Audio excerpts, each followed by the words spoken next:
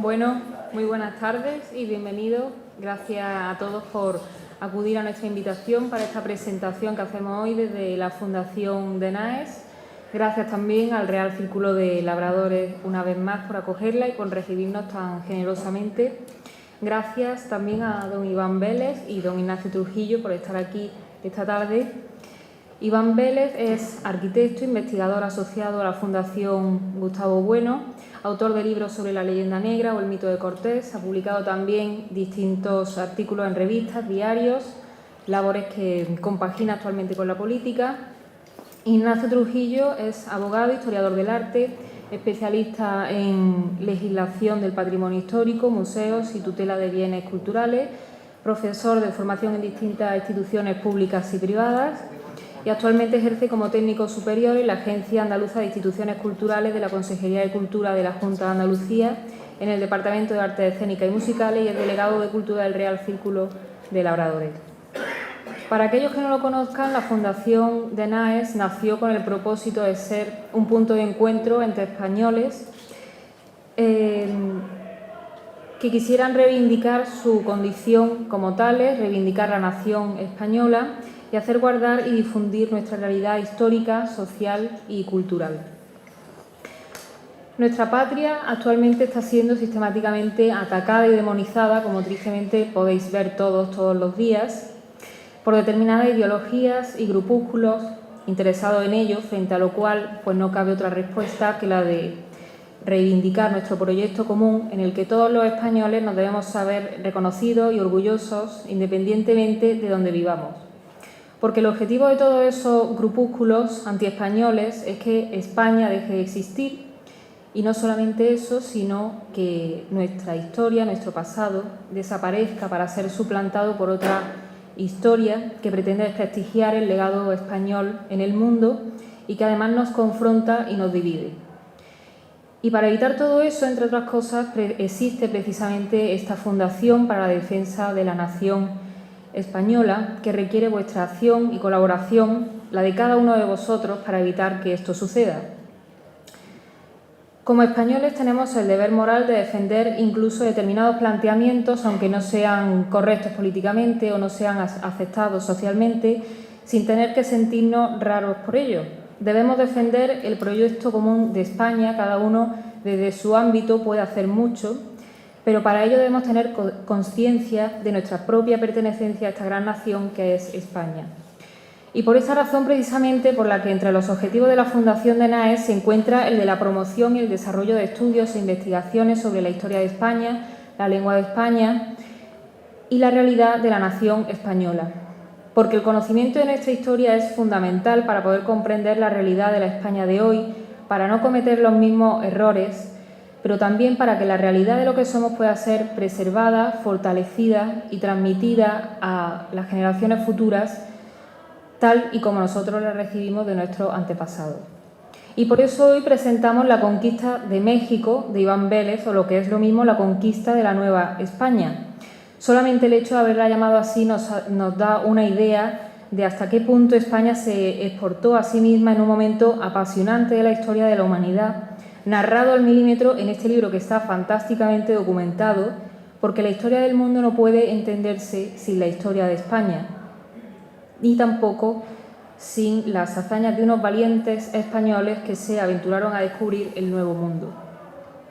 En este libro, donde Iván hace un extraordinario ejercicio de síntesis para contar en alrededor de 330 páginas este gran hito, profundiza en la figura de Hernán Cortés, alguien a quien se describe como una persona con una gran habilidad diplomática, para el que ni siquiera la conquista de México ni el hecho de haber llevado a cabo la primera gran expansión hispánica pudo satisfacer su ímpetu conquistador, porque de hecho convivió toda su vida con el deseo frustrado de encontrar, por ejemplo, una vía que le llevase hasta China, tal y como se explica en el libro. Pero además de todo esto nos da un toque de atención para que los españoles veamos que no tenemos que avergonzarnos de nuestra historia.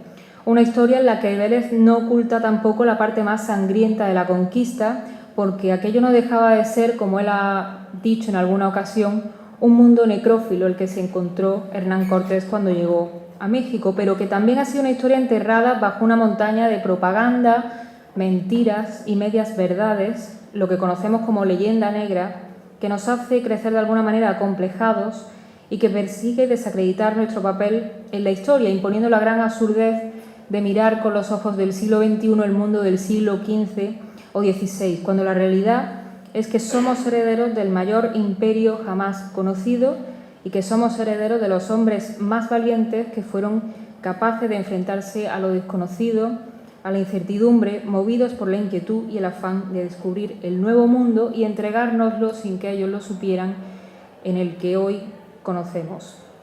Así que a continuación Iván Vélez e Ignacio Trujillo van a proceder a desentrañar todo lo que la conquista de México entraña y posteriormente a su término pues se podrán hacer las preguntas que ustedes estimen convenientes. Así que cuando quieran.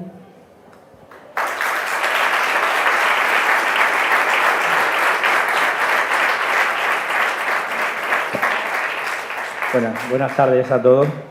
Gracias por tus palabras y bueno, es para mí un honor estar aquí para presentar y poder charlar. El protagonista es Iván, obviamente, y poder charlar sobre la obra de Iván Vélez.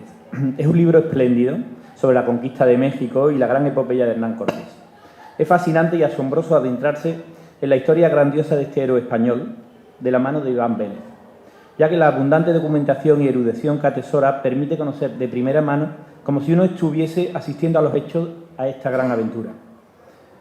Considero que como españoles estamos obligados a conocer nuestra historia, con sus luces y con sus sombras, y sentirnos orgullosos de ella cuando así sea de justicia.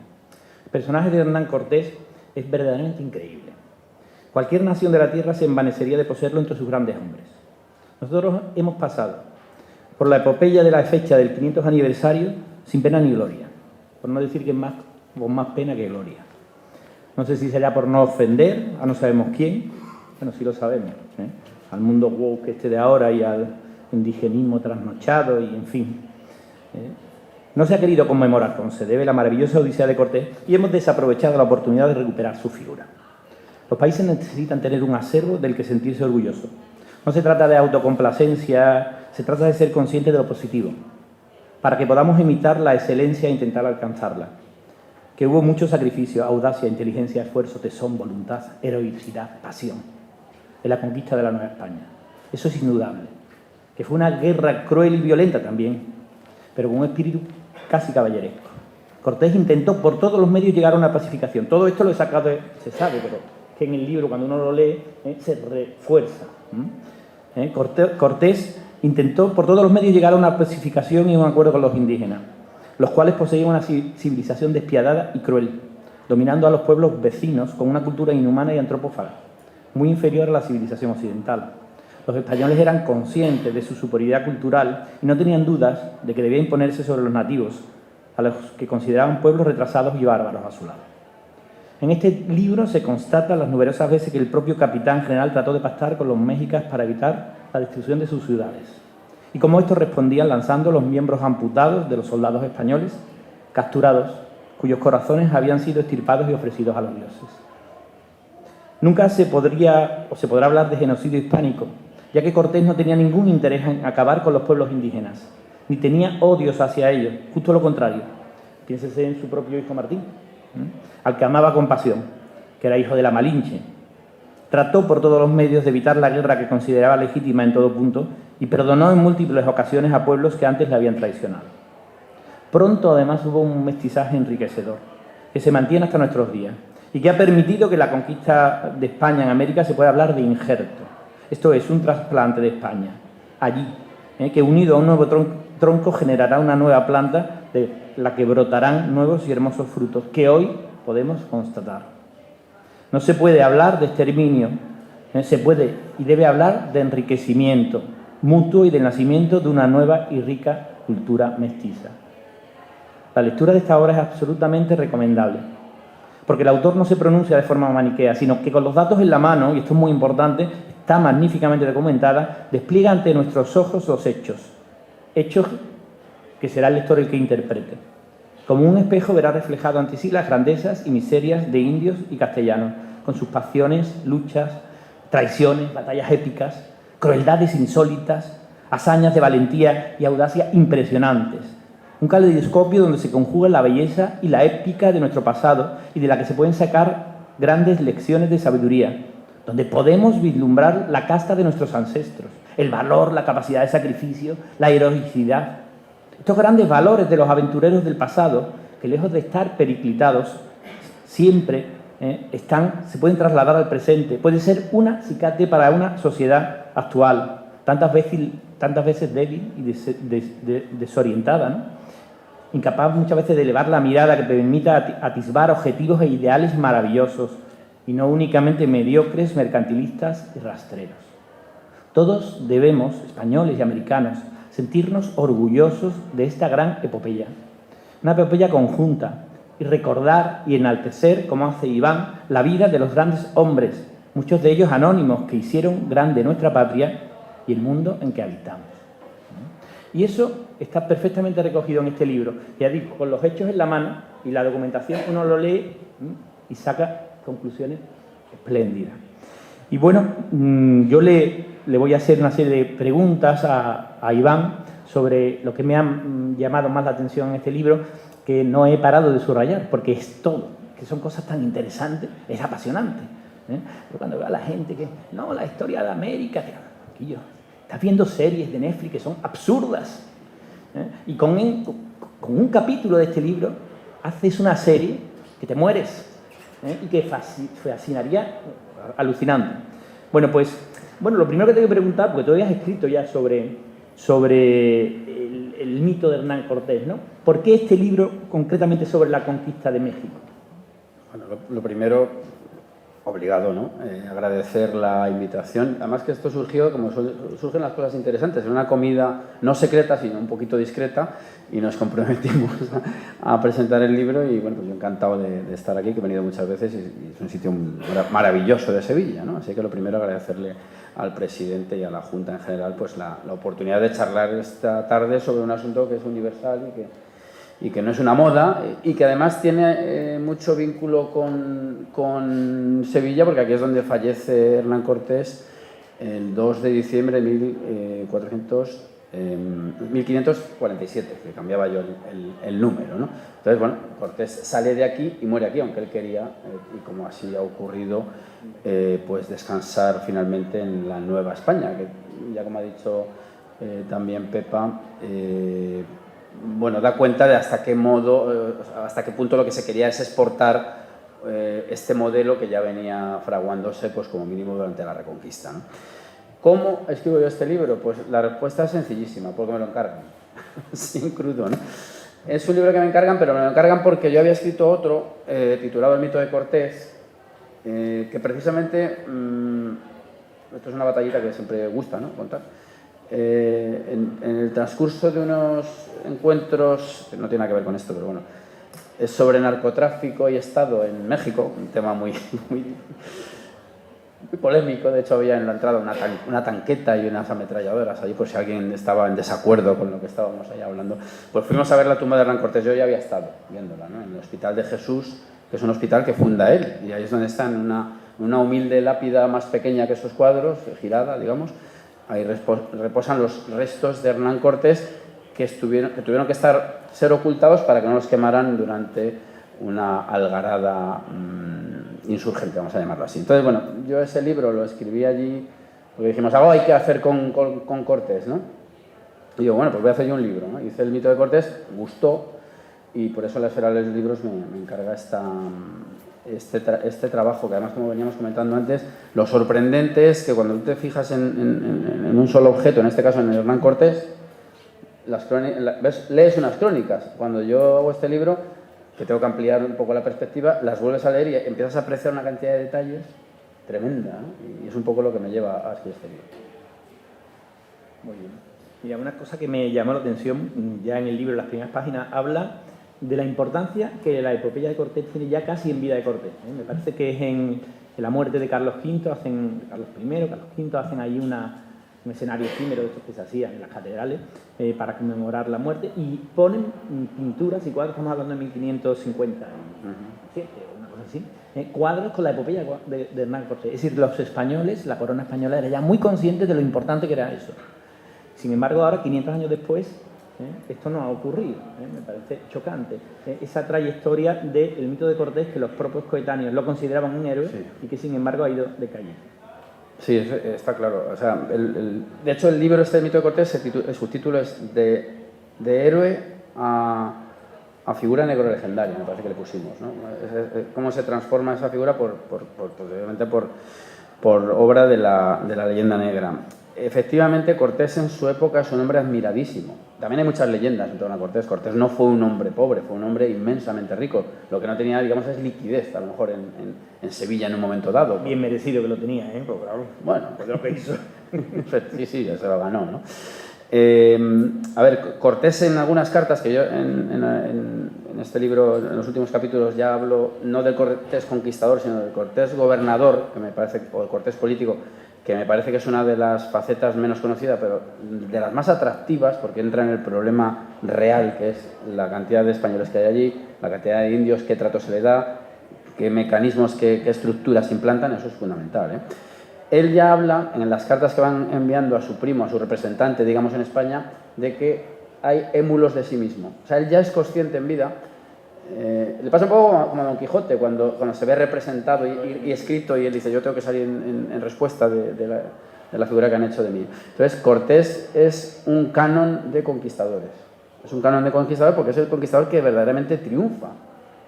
Cortés acaba siendo marqués del Valle de Oaxaca, 23.000 vasallos, unas rentas inmensísimas, cultiva la seda, tiene una flota para ir precisamente a lo que hablábamos hace un rato él se plantea incluso la conquista de China, es decir, es un hombre con unas ambiciones verdaderamente impresionantes y por lo tanto él ya en vida es un modelo a imitar.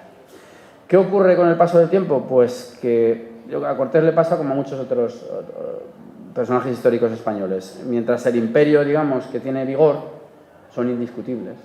Esto Quevedo ya lo dice en su momento, ¿no? Dice, solo viendo cómo consientes a tus hijos se atreven los demás a decir mal de ti, más o menos es lo que dice en la España defendida, ¿no? ¿Y qué ocurre? Que en el 19, cuando se quiebra el imperio, nosotros decimos se transforma, porque en realidad da lugar es un periodo generador porque genera un montón de naciones soberanas, eso es cierto, ¿no? Y de hecho, por ejemplo, en las proclamas independentistas, que también es un abuso de los términos llamarlos independentistas de las naciones hispanoamericanas, por ejemplo, se toma como referencia a las partidas, es decir, se puede entender que es una transformación, pero consumada la transformación, empieza la labor de la redacción de las historias nacionales. Y entonces, ¿qué se hace en México, por ejemplo?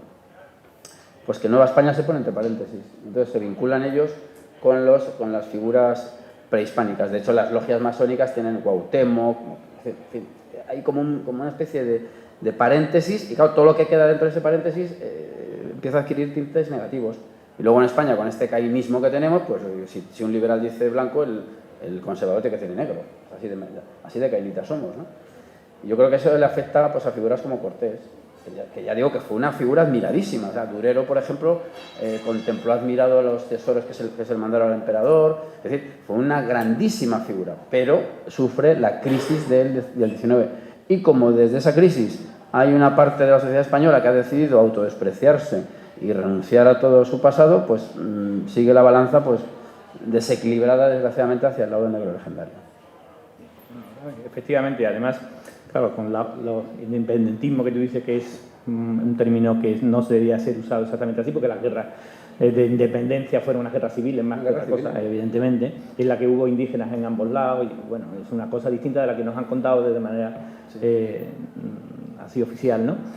Bueno, y también hay que reconocer que México, la mitad de su territorio lo pierde una vez independiente, cuando Estados Unidos se lo queda por la cara y se lo cede, o sea, que con la corona española seguramente no hubiese sucedido. Pero bueno, es que esa cosa hay que decirla, hay que saberla, porque bueno, son datos, no, nada más, cada uno saca sus consecuencias. Una cosa que me interesa y que aparece, porque claro, estos españoles que iban allí, parece que iban por el oro, que iban también por el oro, claro, porque además es legítimo intentar salir de la pobreza y la gente aventurera y tal, pero tenía un componente también heroico y religioso e idealista. Y una de las páginas del libro, concretamente, leo que dice, hay una petición de una bula para que se absolviera a los españoles que murieran durante la conquista, similar a la que se emitían para aquellos que morían en África, lo cual da cuenta del peso que tenía el componente religioso en unos actos que bajo el prisma de la leyenda negra son tenidos como puramente codiciosos. Claro, efectivamente. ¿Ellos querían oro? Claro que querían oro. Y todo el mundo quiere que les suban el sueldo. Eso no lo vamos a discutir, ¿no? Es decir, ellos querían medrar y tener mejores condiciones de vida. Muchos de ellos, además, son hijos de personas que en la Reconquista pues, no han obtenido el fruto deseado, algunos de ellos. E incluso muchas de las estructuras mentales, vamos a llamarlo así, y muchas de las acciones que se realizan allí son pues una repetición de lo que aquí ya había ocurrido. Pues el asedio de algunas ciudades pues puede recordar al asedio de Málaga, al asedio de Granada. La guerra de Granada... Estaban curtidos en las batallas. La guerra de Granada tiene mucho impacto, tiene mucha influencia en estas personas, y otros venían de Italia, de la guerra de Italia, es decir, que eso está ahí. Ahora bien, tenemos claro que queremos oro y queremos enriquecernos, nadie lo va a discutir, pero si tú solo quieres oro, no te tomas la molestia de romper el templo del otro, llegas a un acuerdo como hacen los imperios depredadores, el cacique local, ¿quién es? Fulanito. Oye, yo te mantengo tu estatus, dame tus materias y el pueblo no tiene nada que hacer. No, el Cortés rompe, de hecho, con una barra de hierro la figura de Huitzilopochtli. Si hay alguien que sabe náhuatl aquí, que me perdone, pero bueno, espero que no. Entonces, él lo rompe, él no tiene ninguna necesidad de hacer eso. Sí. Rompen constantemente los ídolos y rompen los lazos, en fin, sobre todo hay un componente religioso, completo y, por ejemplo, tú no rezas un Te Deum si lo que quieres es ir a robar, no te estás a eso, ¿no? Entonces yo creo que eso a veces se olvida porque lo que se quiere subrayar pues es una pandilla de individuos sucios, malolientes, violadores, codiciosos, violentos, pero es que no es así. Y otra cosa además, todo este tipo de expediciones tenía que autorizarla la corona, que incorporaba una serie de oficiales que supervisaran que los objetivos se cumplían, que no se quedaban con la parte del quinto real, que eso ya se hacía en la Reconquista en España, y luego iban también hombres de religión. Y es más, las más graves controversias del Imperio Español se producen entre hombres de la espada y hombres de la cruz, pero los hombres de la cruz están ahí, y de hecho les afean algunas conductas. Y excomulga si es necesario. Y eso no es, hoy a muchos le puede parecer una anécdota. En el siglo XVI una excomunión no era anécdota minuta. Una anécdota. Entonces, bueno, que yo creo que eso es un componente que a veces se olvida precisamente por la caricatura que se hace de esos hechos. Bueno, es lo es el colonialismo frente al imperio. Eso es decir, es que Roma replica Roma cuando va y España replica España donde va. Claro. Y esa es una diferencia. Los colonialismos franceses e ingleses no vemos una nueva Inglaterra ni una nueva patria francesa igual. Sin embargo, la Universidad de México fue la primera universidad que hubo en Hispanoamérica. Claro. En Hispanoamérica no, en América, juntando Estados Unidos. Quiero decir que eso dice mucho también. Otra cosa que eso no lo conocía yo con exactitud, el tema de la quema famosa de las naves. Bueno, pues no fueron quemadas. ¿Eso qué pasó? Que no las quemaron, digamos. ¿Por qué sale? Bueno, la cuestión es sencilla. Él parte de Cuba, él llega a un acuerdo con el gobernador de Cuba, Diego Velázquez de Cuéllar. Él carga con los gastos, pero en la expedición van tanto gente descontenta con las dos, porque esta es la tercera expedición que se lanza desde Cuba, ¿no? Entonces hay gente que ha ido allí y ha vuelto pues con heridas nada más, no ha obtenido nada, está descontenta. Y luego hay gente, digamos, afín al gobernador de Cuba, pues que pretende ir, comerciar y volver.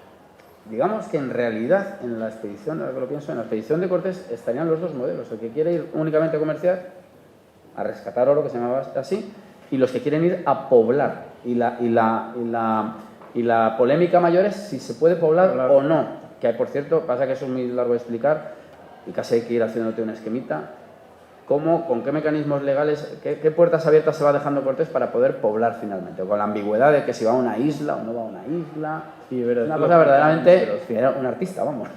Bueno, Cortés era un artista, también se ve en este libro, sí. Porque es una persona ingeniosa, hábil, inteligente, aparte de valentísimo. Por supuesto. Y entonces, claro, una vez que están allí, unos dicen, no, nosotros queremos volver a Cuba, porque la misión está cumplida, hemos ido a ver si hay cristianos.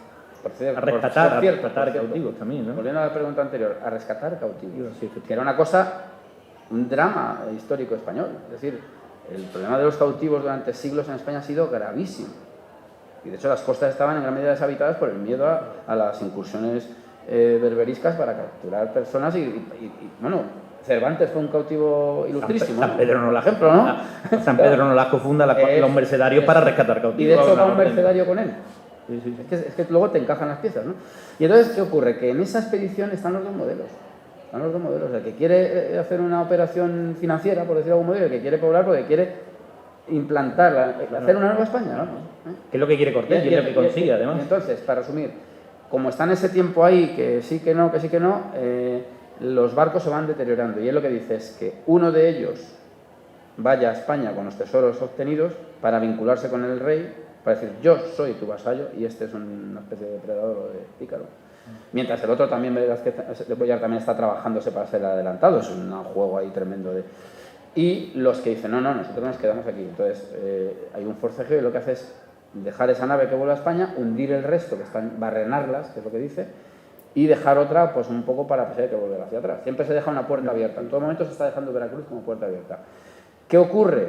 Que como Cortés es ya un héroe en vida, precisamente en el túmulo funerario, en el monumento funerario que se hacía para la muerte del emperador, hay unas escenas donde se le compara con un héroe griego llamado Agatocles. Eso lo trato mucho más a fondo en el libro del mito de Cortés, con capítulo, ¿no? ¿Por qué? Porque ellos se ven como héroes anticlásicos. Como héroes clásicos. Algo que ya se decía en España desde hace medio siglo, por lo menos. Nebrija le da clasicismo a los reyes católicos. Es el yugo y las flechas, todo eso es Alejandro Magno. Sí. Es decir, ellos tenían una referencia...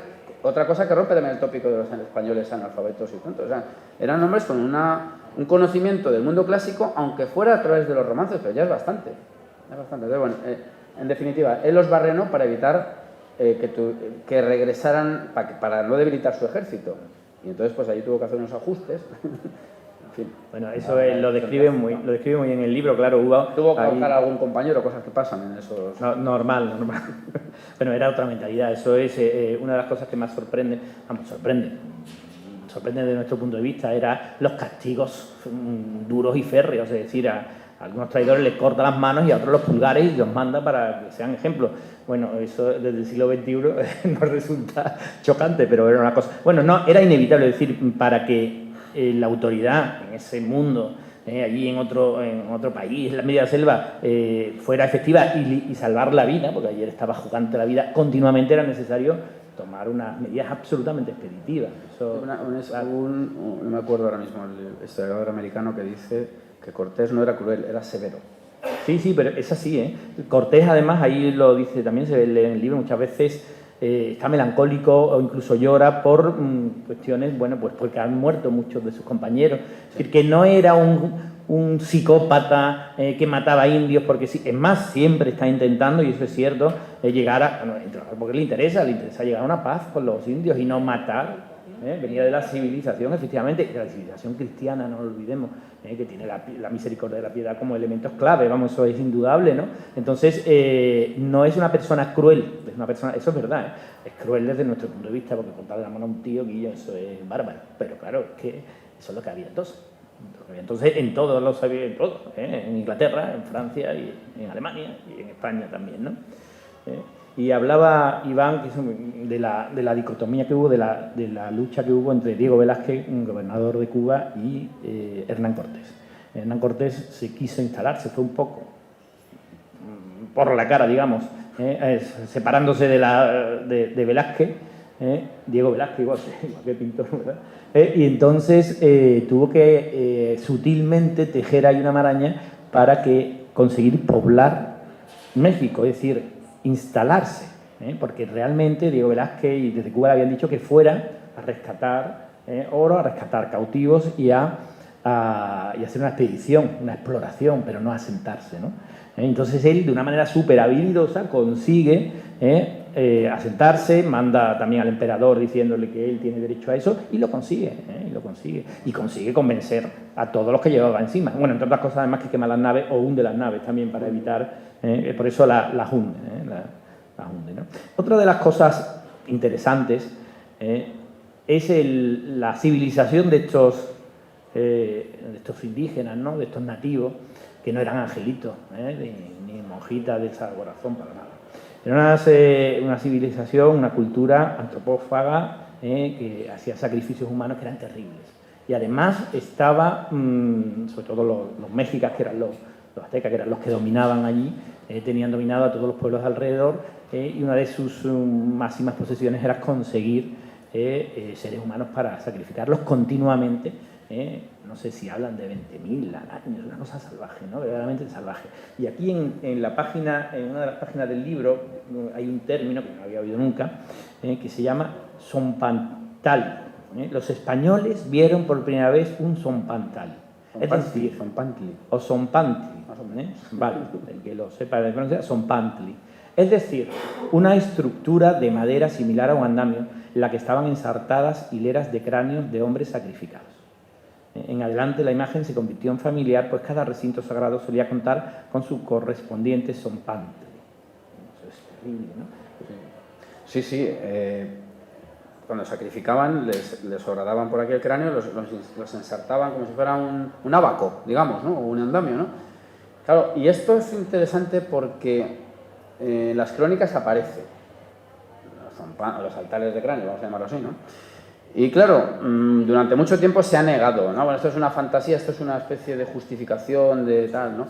Pero en el año, me parece que 17, en la calle Guatemala, concretamente de la Ciudad de México, apareció el zompantli. Pero es que no es que apareciera, bueno, apareció un trozo, ¿no? Entero, ¿no? Es que ellos, no me acuerdo qué cronista, hablaban de que tenían 2 torres circulares y luego, digamos, la hilera, ¿no? Bueno, es que apareció y alguien se lo mira en internet lo encuentra, apareció la torre semicircular. Bueno, o sea, no es que apareciera, aparece en internet, es decir, que digamos que la arqueología socorre a los cronistas, porque claro, con los cronistas también, evidentemente, no vamos a decir que los cronistas fueran como un sismógrafo que refleja la realidad objetiva, eso es imposible. De hecho, esto es un ensayo, y a veces escribiendo el ensayo ya casi te crees que estás novelando, porque ya hay unas situaciones que ya bordeas la fábula, ¿no? Digamos, ¿no? Y entonces, la arqueología está demostrando todo esto. Incluso en una expedición que yo cuento ahí también de españoles, fueron masacrados y han aparecido también los restos de la masacre. Estuvieron durante meses estuvieron cautivos y siendo sacrificados, porque lo que le decían los españoles, bueno, los cronistas dicen que tenían a los indios en caponera, como si fueran capones, para irlos sacrificando de una manera dosificada, ¿no? Al margen ya de luego las grandes celebraciones de para esas deidades zoomorfas que había que alimentarles con sangre, vamos. La verdad que la película de Mel Gibson, la de Apocalipto, se acerca un poco a estas cuestiones. Ahora vendrá algún puntilloso diciendo que es el periodo clásico, no sé, bueno, pero más o menos algo de eso se vivía allí, ¿no? Sí, bueno, en un texto que leía yo decía que en 1487, para festejar la finalización de la construcción del Gran Templo de Tenochtitlán, las víctimas del sacrificio formaban 4 filas que se extendieron a lo largo de la calzada que unían las islas del mismo nombre. Se calcula que en esos 4 días de festejo los aztecas asesinaron entre 20.000 y 24.000 personas. Eso lo dice Prescott. Bueno, me parece que Prescott es el que dice lo de que es severo, me parece. O sea que eso es una cosa que también hay que tener en cuenta, porque, y tú en el libro lo dices también, que también hay una frase o un párrafo que dice los tlaxaltecas de origen chichimeca e idioma náhuatl, los belicosos otomíes y los pinomes, habitantes primigenios del territorio, estaban oprimidos por los mexicas. Era tal esa opresión que les estaba prohibido el uso del algodón y de la sal, privaciones a las que se unía la exigencia de los tributos humanos. Me ha chocado eso de la sal y del algodón, o sea que estaban totalmente subyugados por esta... Claro, esto se entiende muy bien cuando uno lee el libro, que Hernán Cortés no pudo, evidentemente, conquistar un territorio de cientos de miles o de millones de habitantes solo, con 500 o 700 castellanos que llegan allí con los caballos, el 80 caballos. Era imposible. Es que esta gente estaban hasta la coronilla de ser sometidos por los mexicas, y entonces, claro, veían una salvación. Y yo, entre estos barbudos y los que me exigen que mi hija vaya al sacrificio y sea le sacan el corazón en la pirámide, pues prefiero a esta gente, ¿no? Sí. Entonces, claro, Hernán Cortés muy habilidosamente consigue ir captando estos grandes pueblos que se ven liberados de ese genocidio que estaba sometido realmente, ¿no? Sí, yo creo que por eso digo que la habilidad diplomática está por encima de la militar, en el caso de Cortés. Es decir, también porque la superioridad táctica de los españoles era infinita, ¿no?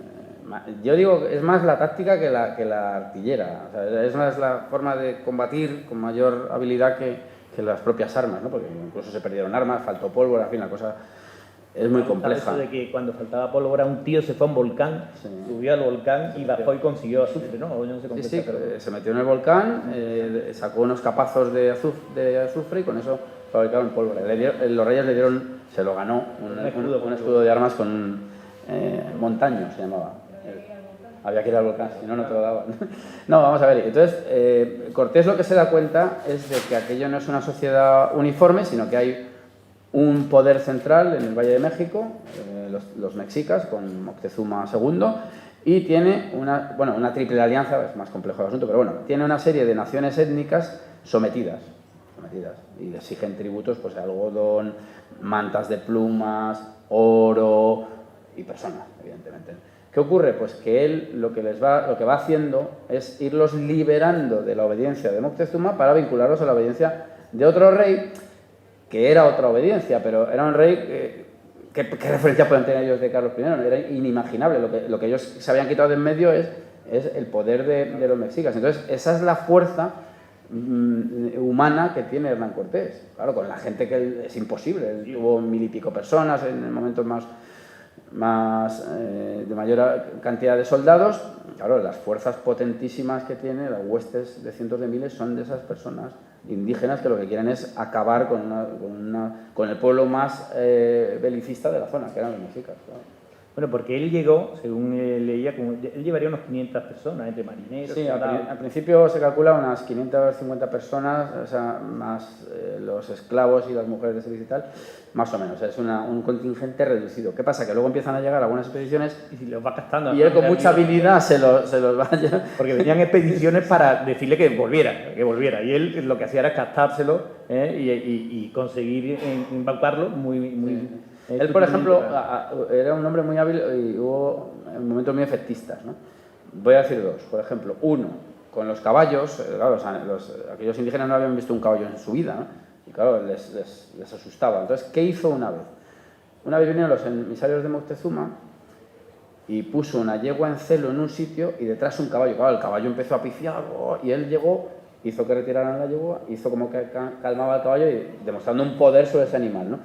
Y luego, con respecto a los españoles, también tuvo algunos hechos teatrales interesantísimos. Cuando vienen las expediciones de Pánfilo de Narváez, que es la que viene a cortarle la cabeza directamente, él lo que les dice a sus soldados es que se pongan el oro por encima de las ropas para que vean que se han enriquecido. Y entonces, el que va allí como una especie de mercenario a ver qué encuentra, y se encuentra que un señor de Segovia lleva un cadenón de oro y dice, bueno, esto me lo voy a pensar, ¿no? Es decir, que de algún modo él utiliza, bueno, las artes de la política y de la comunicación. Y de la comunicación, efectivamente. No, era un crack. Claro, son personajes que son verdaderamente... O utiliza otro ejemplo. Él tenía una brújula, porque luego hay una expedición a Honduras, que esa se conoce poquísimo, esa es impresionante, además le dan por muerto, es una cosa verdaderamente impresionante, ¿no? Que va a acabar con uno de sus imitadores, en realidad, ¿no? Y él sacaba una brújula para orientarse. Entonces, claro, los indígenas no entendían y pensaban que la brújula le adivinaba el futuro, era una especie de máquina del futuro, y entonces más de una vez la utilizó pues para impresionar a un hombre muy hábil en ese sentido. Sí. No, era impresionante. Una de las cosas, no sé si era Hernán Cortés o uno de los capitanes que también utilizó, eso me hizo gracia, que puso a los caciques en fila, entonces puso pólvora, un reguero de pólvora, pólvora, eso lo describe. Y entonces, para decirle que él tenía un poder, encendió una mecha cuando estaban todos agachados y entonces salieron todos con el trasero quemado. Y dio un golpe en el suelo y entonces estalló la pólvora y salieron. Claro, y eso hizo que esa chorrada, porque es una chorrada pero inteligente, hizo que todos estos caciques le apoyaran. Una cosa Interesante, ¿no? Porque Narváez, Pánfilo Narváez, ¿no? Pánfilo Narváez vino, ese fue un traidor absoluto, porque además estuvo a punto de acabar con la conquista de Nuevo México, porque Pánfilo Narváez venía con un montón, por lo menos 500, 600 también, no, 1000 y pico. 1000 y pico, pues eso claro, para acabar con Cortés, en nombre de Diego Velázquez, que estaba en Cuba y tal. Y además le dijo a Moctezuma que Cortés era un traidor al rey de España, con lo cual eso era que Moctezuma estaba entonces medio preso allí en Tenochtitlán, que le había cogido Cortés como rehén. Entonces, bueno, todo eso hubiese llevado al traste con la conquista de Nuevo México, porque si los aztecas que estaban en un ten-con-ten de si obedecer a Cortés y no y tal, cuando ven que los propios españoles están en prisión y que Cortés, que a ellos consideraban como un gran casi dios, ¿no? Semidios, es enemigo de su propio rey, bueno, pues eso hubiese sido desastroso, ¿no? Y Cortés acaba con eso, zanja eso, ataca a Pánfilo Narváez, que llevaba 1000 hombres con los pocos que tenía, en una veloz atacada, ¿no? Y se queda con esos 1000 hombres que son que con las cadenas y eso los engolosina, y entonces consigue que esos 500 que tenía se conviertan en 1500. O sea que era un tipo inteligentísimo. Después eso de Pánfilo de Narváez lo pones tú en el libro, cuando se fueron en la Noche Triste, ¿no? Fue la Noche Triste. La Noche Triste ya se tuvieron que ir de México porque bueno, pues porque los mexicanos, después de la matanza que hizo un capitán, ¿no? Esa matanza que hizo en el templo, Pedro Alvarado, pues se opusieron totalmente, se levantaron en contra de Cortés y del emperador rehén, que era Moctezuma, ¿no? Entonces la banda tienen que huir corriendo de Tenochtitlán, la gran capital, entre los lagos de noche. Y eso fue trágico, murieron 500 españoles y tal, ¿no? Y muchos de ellos, los que murieron, con esto en el libro, murieron los de Pánfilo Narváez porque se ahogaron en el lago, pues llevaban las cadenas de oro y todo lo que habían conseguido llevaban encima, y Cortés les dijo, no lo llevéis, tal, y sin embargo, pues no le hicieron caso y se ahogaron, se ahogaron por la codicia, El libro está lleno de esto, es una maravilla, te digo, hay que leerlo. Hay que leerlo, sí. Bueno, ¿qué más cosas? Bueno, una de las cosas también que en una de las páginas ellos se sienten obligados a seguir y les da un discurso Cortés, y digo esto por la importancia que tiene la fe católica. Dice concretamente Cortés, Señor, no, es la página 99, perdón, él le dice que la idea del repliegue comenzó a tomar cuerpo entre los españoles que estaban allí, ¿no? Rodeados de mexicanos. Una vez más, el de Medellín usó la palabra para asegurarles que estaban en disposición de ganar los mayores reinos y señoríos del mundo, que era una de las cosas importantes. Pero además, como cristianos que eran, estaban obligados a hacerlo, pues quienes se hallaban enfrente eran enemigos de la fe católica. Dios, para el que nada es imposible, estaba de parte de sus fieles. Es decir, tenían muy claro, ¿no? Sí, ellos tenían, a ver, yo creo, ellos continuaron un poco tienen la mentalidad de la Reconquista. En la Reconquista los cristianos creen que Dios está de su lado, vamos, lo afirman, y ellos son continuadores de esa obra, ¿no? Pero es que además esto es muy importante lo que dice Hernán Cortés ahí, que probablemente no dijo literalmente esas palabras, pero serían muy parecidas, por lo siguiente, porque después de estas conquistas surge un problema que son los señores, los españoles que ya son señores allí. Hay un miedo a que se conviertan en una especie de... Bueno, que haya una rebelión de una nueva nobleza, en fin, muy dudosa y tan lejana, una cierta independencia, ¿no? Entonces, se quiere limitar el poder de los encomenderos, que son estas personas, ¿no? Y claro, Cortés ahí es donde vuelve a reflexionar continuamente sobre los móviles y sobre los objetivos y lo logrado o no. Claro, ya no es que se perdieran las posesiones de cada uno, se perdía también la religión católica allí. Es decir, si hay un repliegue, desaparece el catolicismo allí. Y entonces es importante porque Cortés fue una de las fuentes de Juan Ginés de Sepúlveda, que es el que debate con Bartolomé de las Casas y es el que da la doctrina de la continuación de la conquista, que la interrumpe el emperador, porque le dice Bartolomé de las Casas que se va a condenar, porque está haciendo atrocidades. Entonces, Ginés de Sepúlveda, en uno de los justos títulos para la guerra, lo que dice es que si hay cristianos en una tierra, hay que proteger a esos cristianos para que puedan seguir siéndolo. Un poco lo que ocurre hoy en los territorios estos en Jerusalén y en Israel y tal, y en Oriente Próximo. Entonces, en cierto modo, él se anticipa a esas doctrinas que luego ya se quedan por escrito, ¿no? Pero también lo que él hace es continuar lo que ha pasado en Sevilla 3 siglos antes. Claro, sí, esa reconquista. Él lleva esa mentalidad allí, y claro, el cristiano tiene que ser protegido, independientemente de su raza. Porque él habla de que se pierde la obra cristiana, no de los que vienen de Castilla, sino de los bautizados, sino de los que ya están bautizados allí. Claro. Por ejemplo, doña Marina, su amante es cristiana, hay que llamarle doña Marina, no Malinche, que por cierto tampoco es Malinche, Malinche es él es Malinche, pero bueno, eso es lo de menos. Es doña Marina, porque si está bautizada ya no es lo otro, no es lo anterior. Bueno, que eso es admirable, que se pare la conquista para discutir si los indios y los indígenas tienen derechos y si pueden ser bautizados. Eso es un avance civilizatorio increíble, que también es una cosa que merece una reflexión grande, y que también no conocemos nuestra propia historia, ¿no? Otra de las cosas que se habla aquí, y que el negro Francisco de Guía llevaba la viruela, y entonces, bueno, eso es una de las cosas también trágicas de la conquista, ¿no? Que las enfermedades causaron muchísima mortalidad, ¿no? Claro, ahí hubo pues como una especie de pandemia actual, es decir, llegaron virus europeos, que también habían llegado a Europa vía Asia en su momento. La peste negra es un virus asiático que llega en el siglo XIV, es una mortandad enorme, ¿no? ¿Qué ocurre? Que los españoles, pues si tenían sarampión, se curaban, mal que bien, o una gripe, pero unas personas que no habían estado en contacto nunca con esos virus, lo que ha pasado ahora, pues morían. Y claro, es verdad que eso causó una gran devastación.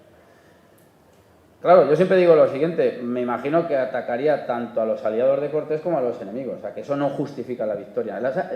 No, lo digo, constato el hecho tan terrible de que... Lo digo porque mucha gente lo ha planteado en términos de que es una guerra bacteriológica. No, para ser una guerra bacteriológica tú tienes que controlar la bacteria. Murieron también, claro, los aliados. Entonces, ese es un tema muy, muy interesante. ¿Y por qué acaba venciendo Cortés? En gran medida, que es lo que yo pongo en el libro, porque los mexicas se quedan en una isla, sin agua potable y sin provisiones. Y claro, la debilidad de sus cuerpos es muy superior y mueren más. Pero sí, tuvo un impacto enorme. Bueno, hubo varias oleadas después de pestilencias que se llamaban, ¿no? Y después conocían la escritura, porque dices el papel, les alucinaba que supiesen hablar, cuando él les mandaba cartas. Sí, ellos tenían una escritura ideográfica, y entonces, claro, les fascinaba que no viendo dibujitos, por decirlo de algún modo, que viendo una A o una B, que alguien dijera vuesa merced, por ejemplo, ¿no? Y claro, ellos eso, y Cortés también lo utilizó mucho. Sí, lo ponía que impresionaba mucho a los indios eso. Sí, porque ponen en el libro que mandó cartas a los caciques que no entendían para nada, pero que les causaba sensación porque cuando se las leían, pues se quedaban admirados diciendo, y esta gente que son semidioses, que son capaces de hablar a través de estos papeles que no tienen dibujos, ni pictogramas, ni nada de eso. Otra cosa que me impresiona es que marcaban a los esclavos, porque cada más a los que no se rendían, pues los cogían como esclavos cautivos, ¿no? Los propios españoles, y lo marcaban con una G de guerra, ¿no? G de guerra, sí. De guerra. O sea, vamos a ver, el mecanismo legal, digamos, había esclavos legales, se podía esclavizar a las personas por causas de guerra. Eso había ocurrido ante la Reconquista, en las tomas pues por ejemplo, de Málaga. Por ejemplo, la toma de Málaga no sé si fueron 15.000 esclavos los que se hicieron allí. Entonces, él los marcó con un hierro en la cara, y era la G de guerra. Esa es la explicación. Pero luego lo que sí sabemos es que también, lo sabemos perfectamente, ¿no? Los caciques mexicas, tlaxcaltecas y tal, todos tenían esclavos también, y tenían marcas propias, como tiene un ganadero. Sí. ¿no? O sea, que eso ya está, la esclavitud estaba allí ya. Eso es indudable, eso es una cosa que existía, por supuesto, claro que existía. Otra cosa que también me ha causado un bastante interés y sensación, el personaje sevillano de María de Estrada. ¿Qué nos cuenta de María de Estrada? Que eso nada más que otra serie de televisión con María de Estrada. Una serie más con... Nos falta un productor, con alguien que tenga pasta y que la ponga. Pues sí, María de Estrada fue una mujer que combatió directamente. O sea, es una sevillana que combatió, que se ocupó también de atender a los heridos, en fin, que hubo mujeres en la conquista. Yo hace 2 o 3 años en El Mundo me pidieron Emilia la Andaluza concretamente, me pidió una serie de artículos sobre mujeres en la conquista y una de ellas fue María de Estrada, que es de las más destacadas. Porque va de soldado, vamos, Tengo no que iba decir solo de enfermera. Tengo que decir que se discute que sea sevillana, pero no voy a mojarme hoy aquí Yo en Sevilla, he leído claro. que podía ser de Cantabria, eso. Yo digo que sevillana ya que estamos aquí. Pero hoy vamos a decir que era sevillana. Si voy a Santander, cambio de... Eso es anecdótico, da igual. Es una mujer que se va allí y se pone con su pica y con su espada igual que un hombre. Sí. Y además es admitida y además es una cosa increíble. Estaba casada con uno que estaba allí también de soldado. Una cosa alucinante. Esas cosas que uno se queda y que ve las anécdotas tan interesantes que no conocemos y que son fascinantes. Fascinantes, pero bueno, hacer, ya digo, novelas y libros y series de televisión. Y ya no quiero enrollarme más porque, bueno, esto da para mucho. Podemos estar aquí haciendo capítulos de Netflix continuamente, ¿no? Pero la muerte de Moctezuma también es curiosa, ¿no? Porque hay diversas versiones, pero... Sí, bueno, la versión más aceptada es que Moctezuma les recibe fastuosamente. Casi es un paso de Semana Santa lo que se encuentran ellos. Se encuentra un hombre con unas andas de oro que avanza hacia ellos, es un semidios, que es Moctezuma, al cual no se puede tocar, por cierto, ni mirar. De hecho, Cortés, cuando va a abrazarle, le dicen, no, ¿dónde vas? Cuidado. Y, claro, Moctezuma es muy hospitalario.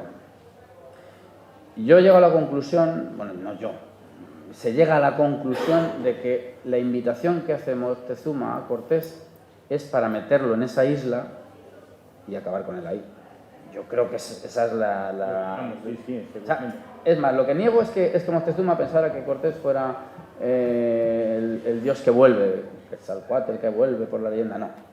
Él sabía que era un hombre de carne y hueso, porque además... Bueno, y además ya lo constató. Claro, y lo constató. Y de hecho, además, Cortés rechazó la carne humana. Ellos mataron a españoles. Antes de ver a Cortés cara a cara, ya sabía que habían... Y los caballos igual. Entonces, Moctezuma lo atrae hacia esa ciudad y hay muchos indicios para pensar que es una trampa porque él los aloja en el palacio de su padre, Axcayacatl o algo así se llama, pero los españoles ponen un cañón en la puerta. Claro, yo subí a tu casa, entiendo que voy con todas las garantías, no llevo un arma para... Es decir, y enseguida arman un par de barcazas para poder salir. Es decir, que ellos tienen muchísimas precauciones. Pero es que incluso Bernardino del Castillo, que para mí es la crónica más fascinante que hay, él dice que temían la muerte al entrar allí. Ellos iban conscientes de que podían morir. Y eso es verdaderamente emocionante. Es lo más emocionante que he leído yo casi en mi vida. Y dice además unas palabras que dice, creíamos que aquello era red y garlito. Es decir, era una trampa de pescar. Sí. Y él lo dice en las crónicas. Y entonces la cantidad de precauciones que toman es constante y entonces en un momento dado, cuando se enteran de que ha habido un ataque en Veracruz, que es donde tienen ellos la puerta de salida hacia Cuba otra vez, lo capturan y es un rehén, ¿no? El rehén más importante. ¿Qué ocurre? Que el poder de ese hombre, que es cabeza también de la religión, las dos cosas, va decayendo. Como la reina de Inglaterra. Claro, es una especie de papis, efectivamente. En España somos más sensatos, ¿no? Y entonces, en un momento dado, cuando ya él ha vuelto de neutralizar Palacio de Narváez, se ha producido la matanza en el Templo Mayor y está rodeado el palacio y están asediándolo, él lo saca a la azotea para que aquiete a sus súbditos, pero ya a priori, y le dan una pedrada. Y lo que dicen también las crónicas es que él también en parte se deja morir. Es decir, que él ya entra en un decaimiento, aparte de las heridas, ¿no? Las heridas que podía sufrir, las pedradas, porque es lo que más, el arma que hemos utilizado en Mexica, la piedra, ¿no? Él lo que dicen que ha decaído, porque él es consciente de que su mundo ha terminado ahí, ¿no? Y él muere por eso. Sí, hay versiones diferentes, pero no... Es absurdo que Cortés envenene o mate a su rehén principal. Eso no lo entiendo, y además no lo entiendo incluso por cuestiones hasta de la mentalidad de la época, porque ellos a los nobles los trataban diferente. Sí, efectivamente. Eso es bueno, pues ya termino y simplemente, antes de que tú, quiero leer un texto del libro, ¿no? Que refleja muy bien la figura de Cortés, ¿no? La figura humana de Cortés, ¿no? Porque, por ejemplo, en el libro se habla de que Juan de Lara y Alonso Hernández fueron sacrificados en la pirámide de Huitzilopochtli. Una vez extraídos sus corazones, sus cabezas, brazos y piernas, se enviaron a los pueblos que se habían aliado con los españoles como prueba del poder de México, ¿no? Todo eso trastorna mucho a Cortés, que ve como sus compañeros caídos les trasladan las cabezas y los cuerpos, ¿no? Y dice, ya a salvo bajo un fuerte aguacero, la tropa, con muchos de los caballos heridos, entró en Tacuba. Traía el capitán Cortés una gran tristeza en su rostro por la muerte de los muchachos, que el bachiller Alonso Pérez, venido con Narváez, trató de aliviar con suaves palabras textuales de señor capitán, no esté vuestra merced tan triste, que en las guerras esas cosas suelen acaecer, y no se dirá por vuestra merced, mira Nero de Tarpeya, a Roma como se ardía. Es decir, le está consolando a un Cortés que es humano y que está triste por la muerte, que estaba viendo la muerte continuamente, pero no es un ser insensible, ¿no? Mientras se disponían los aposentos, Alderete y Melgarejo subieron a la pirámide, cuya cúspide les sirvió de otero. Desde allí, fuertemente impresionados, vieron por primera vez la ciudad de Tenochtitlán y la laguna plena de canoas. A su lado, Cortés se mantenía taciturno, hasta el punto de que su actitud dio lugar a estos versos. En Tacuba está Cortés, con su escuadrón esorzado.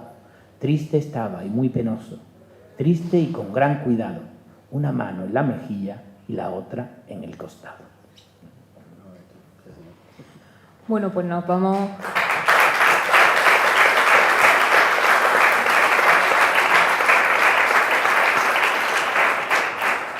Nos vamos quedando sin tiempo, la verdad que es un tema sobre el que podríamos estar hablando horas y días, si habla Iván días. No, pero a mí la duda que me surge, ahora vamos a abrir un turno de preguntas para que podáis preguntar lo que queráis, pero a mí la duda que me surge es que viendo todo esto que habéis relatado, que es de película, porque es algo inimaginable, que parece mentira que haya sido capaz de hacerlo un hombre con un puñado, entre comillas, de castellanos que no tenían ni idea de lo que se iban a enfrentar. Cuando tiene lugar esa caída del imperio que tú has dicho antes y que parece que se cae con él pues todas las figuras, grandes figuras hispánicas que habían dado lugar a estas grandes hazañas y que se difuminan también las figuras de muchos españoles que habían llevado a cabo pues grandes hitos, ¿cómo es posible que tras ese paréntesis, vamos a decir en la época contemporánea, pues no se hayan llevado a cabo grandes esfuerzos por recuperar esas figuras y sin embargo sí se hayan hecho en muchas ocasiones, rayando lo surrealista, se hayan rescatado la figura de otras personas que no habiendo hecho grandes cosas, pues hoy en día se las realza, se las sacraliza de alguna manera y sin embargo no se haya hecho ningún esfuerzo por recuperar la figura de estos españoles, porque si hay algunas asociaciones, fundaciones como esta, como DENAES, que sí vela por eso, pero no existe una conciencia social de lo que un día fuimos, ¿no? Entonces, ¿qué explicación se le da a eso? Hombre, yo creo que la explicación es, y como estamos amparados por DENAES hoy, pues mejor que nunca, ¿no? Con más motivo que nunca. Vamos a ver, España tiene sobre la mesa, de manera explícita, financiada por el propio Estado, un conjunto de facciones cuyo objetivo es la destrucción de la nación española. Eso, sí. ¿Podría ser eso un perfecto ejemplo de lo que significa la globalización y el globalismo? No, yo creo que no. En el sentido de que lo que hace España es una globalización porque al final se exporta ella misma y hoy en día tenemos otro fenómeno que es el globalismo que difumina las naciones y su identidad. Sí, ya entiendo. Entonces, podría ser esa... Pero son dos cosas. Vamos a ver, lo primero, España, insisto, tiene y Reyes los padece, a ver que la tengo aquí delante, que es diputada nacional, en la carrera de San Jerónimo se sienta gente cuyo objetivo es destruir la nación española. Entonces, y por muchos motivos, aunque luego a lo mejor tienen que llamar a algún rey emérito para que les consiga una subvención, si cuela, que esto es que da vergüenza esto, y no me corto ni un pelo porque no puedo soportarlo, ¿no? Pero entonces esa gente trabaja para ello, está financiada por todos los españoles. Hombre, pues lo que no pueden ellos es fomentar nexos de unión, como es nuestro pasado común. Es que en América había catalanes, hubo virreyes de la Nueva España, catalanes. Hubo regimientos, como es lógico y normal, pues, que no es nada excepcional, claro, que ¿por qué no lo va a haber? Evidentemente, ¿no? Hubo ejércitos, batallones enteros de voluntarios de Gerona, de Tarragona, de Barcelona. Entonces, ¿cómo van ellos a fomentar a un Hernán Cortés que es el que abre ese mundo? Entonces, la lógica es aplastante. Hay que intentar acabar con todo y pues es un sanguinario y además no es un tío es un extremeño, ya no es español. Hay que ir a lo particular. Luego, con respecto a lo segundo, vamos a ver, más o menos creo entender por dónde preguntas. España hace una globalización. La globalización es una idea límite, es muy difícil conseguirla, diría yo que es imposible, ¿no? Llegar, salvo que hubiera otros mundos y enfrentarte a ellos, todos unidos frente a ellos. Pero bueno, España hace una globalización precisamente por su condición católica. Lo católico es universal y aspira a la universalidad. Entonces, el Nuevo Mundo, que es así como se llama, Nuevo Mundo, y eso ya nos da muchas claves, quien lo abre es España y quien lo civiliza es España. Claro, al negro legendario y al hispanófobo eso le chirría, le explota la cabeza. No, es codicia. No, te ha hecho... Hernán Cortés funda un hospital donde hoy podemos ir a curarnos todavía. El Hospital de Jesús está en activo.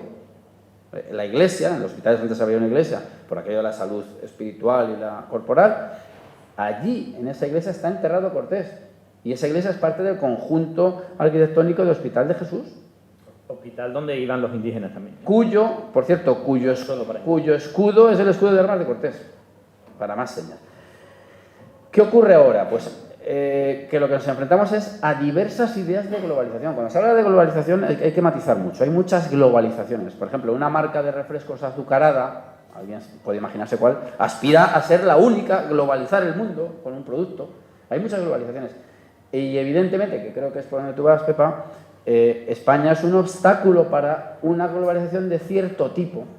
¿Por qué? Porque es una nación con un pasado potentísimo, con un idioma muy potente que determinaría eso que se llama la iberofonía, que ahora se están haciendo esos trabajos. Entonces, claro, España es enemiga de esa globalización desde una perspectiva muy concreta. Esa sería mi respuesta. Muy bien, pues ahora si hay alguna pregunta. Sí. Sí. No, el señor de detrás. Modera, doña Pepa. Muy amable. Pues mire, yo lo que quería sencillamente expresar es no solo mi felicitación a los intervinientes, sino ya de camino pues exponer algunas pequeñas ideas. En concreto, por ejemplo, entiendo yo como globalización la comunicación. Por ejemplo, el gran jefe Apache Jerónimo hablaba un correcto español, por un lado. Por el otro, sencillamente, pues, en cuanto a lo que realmente más les impresionó, pienso yo, a los hombres de Cortés, fue las pirámides de cabezas cortadas que realmente pues se encontraron nada más que llegaron. Y no precisamente de aztecas, sino de pueblos sojuzgados. Y continuando con mi reflexión, ¿por qué precisamente nunca jamás, es decir, y me explico, no siempre se respetó a los descendientes de Moctezuma? Es decir, y perdone que le interrumpa, porque uno de sus descendientes fue el duque de Ahumada, por ejemplo. Sí. ¿Por qué se respetó? Pues precisamente, ya lo hemos comentado, porque ellos tenían una... Gracias. Tenían una visión estamental de la sociedad. Entonces, no era lo mismo ser un señor que ser un vasallo. De hecho, cuando Moctezuma está cautivo, Cortés le dice a los que le custodian que le traten como un señor, o sea, no es un cualquiera. Entonces, y de hecho los españoles se casan, aspiran al crecimiento social, al elevamiento social por la vía también matrimonial. Hernán Cortés se casa con Juana de Zúñiga, una noble castellana. Es decir, ¿por qué los hijos de Moctezuma? Pues porque son hijos de un emperador, así de sencillo. De hecho, en el Palacio Real de Madrid, cuando se hace el programa iconográfico, que se mete a los reyes visigodos y de ahí en adelante, que es donde se supone que partiría nuestra nación, histórica y luego posteriormente política, se mete a Atahualpa y a Moctezuma también. ¿Por qué? Porque son emperadores. Esa sería la explicación. Sí, yo aparte de felicitar a toda la mesa, en especial a Iván, pues quería comentar una cosa, a ver si tú nos podías decir algo más, Iván, que a mí me parece verdaderamente increíble de esta epopeya, y es la cuestión del idioma. Porque claro, estamos hablando aquí de que había una cantidad de vicisitudes y de problemas, de negociaciones, que había que hacerse entre personas que no hablaban el mismo idioma, ¿no? Y tengo entendido que había incluso un sistema de traducción doble, porque por lo visto había un español que había quedado náufrago y sabía maya, y la Malinche, precisamente uno de sus grandes, bueno, doña Marina, uno de sus grandes hitos era, o sea, de sus grandes valores era que hablaba maya y entonces pudo aprender español y hablaba también náhuatl. Entonces había un doble sistema de traducción. Y digo que es especialmente valioso el hecho de que en una doble interpretación, los que hemos traducido sabemos lo difícil que es eso, ¿no? Muchas veces incluso con lenguas próximas. Sí. Estamos hablando de lenguas totalmente diferentes y con todos los matices que tiene la negociación. Estamos incluso hablando, ¿no?, de la cuestión de Moctezuma, que al mismo tiempo era como un aliado, hasta le estaba protegiendo, pero al mismo tiempo era su rehén. Y claro, todo esto supone una inteligencia verdaderamente increíble, ¿no? A ver si nos puedes comentar un poco. Sí, eso es fundamental lo que estás diciendo, porque claro, nosotros nos ponemos como espectadores y leyendo unas crónicas perfectamente hechas. A ver, cuando ellos van a rescatar cautivos, y también otro tema que no lo hemos tocado, que es a ver unas cruces que habían aparecido, si eran cristianas o no, y eso hubiera sido un vuelco absoluto, universal, porque en primer lugar hubiera decaído las bulas alejandrinas desactivadas en gran medida. Lo de ir a evangelizar, eso claro, ya está evangelizado. De hecho, luego eso reaparece de otra manera en el siglo XVIII, ¿no? Pretendiendo ver en los dioses prehispánicos una especie de sustrato cristiano. Bueno, eso es un lío, ¿no? Pero bueno, cuando ellos llegan a Cozumel encuentran a Jerónimo de Aguilar, que era un prisionero de los caciques de allí locales. Entonces ese señor, que era sevillano, ese sí era sevillano, se me había olvidado y no me atrevo a decir otra cosa, me parece que era de Écija. Era de Écija, ¿no? Menos mal, creo que era de Écija, creo, ¿eh? Ese señor, como llevaba allí creo que 7 años cautivo, sabía hablar español, bueno, castellano en aquel momento, y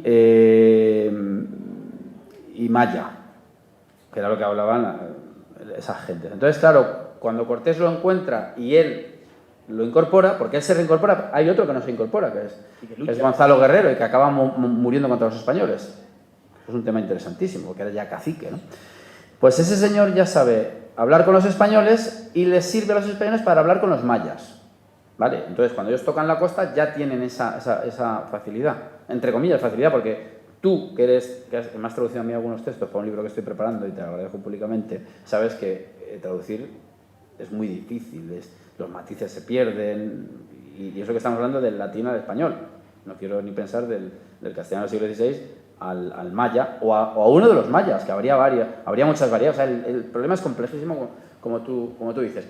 ¿Qué ocurre? Que cuando él llega a tierra firme y le entregan una esclava, la famosa Malinchín convertida en Doña Marina, esa esclava que hablaba náhuatl, que era la lengua de los mexicas, y maya, porque era esclava en tierra de mayas, ya le permite pasar, esto es que es increíble, ¿no?, castellano, maya, por vía de Jerónimo de Aguilar, entiendo que sería así.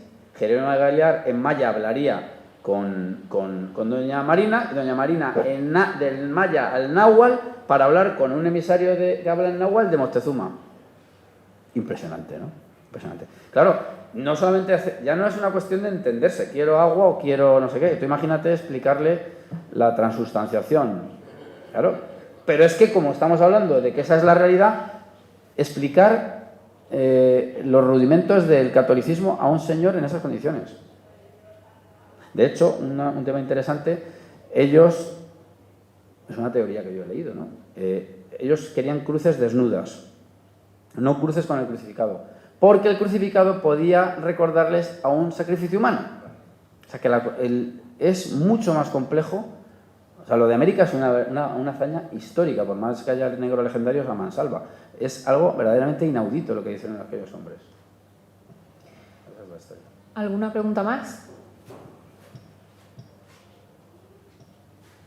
Hablando de lo de los sacrificios, una de las cosas que le chocaba más a Cortés, que he leído también en los textos, en el libro, es que cuando estaba con sus aliados, con miles de soldados aliados, tlaxcaltecas y tal, no podía evitar, con otras cosas si no se hubiesen rebelado contra él, que se comieran a los esclavos y a los mexicas. Es decir, no podían evitarlo, es decir, ellos iban atacando para conquistar Tenochtitlán y entonces cogían prisioneros, cientos de prisioneros, y los mataban en la guerra, y los aliados tlaxcaltecas se los comían.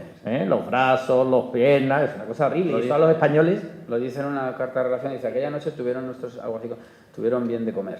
Sí. No lo pudo, era prudencia política, ¿no? Otro mundo, ¿Qué iba a hacer? Bueno, pues si no hay más preguntas, damos por finalizar esta presentación. Muchas gracias a Iván Vélez y muchas gracias a Ignacio Trujillo. Esperamos vernos por aquí pronto. Muchas gracias a todos por haber venido y finalizamos esta presentación. Muchas gracias.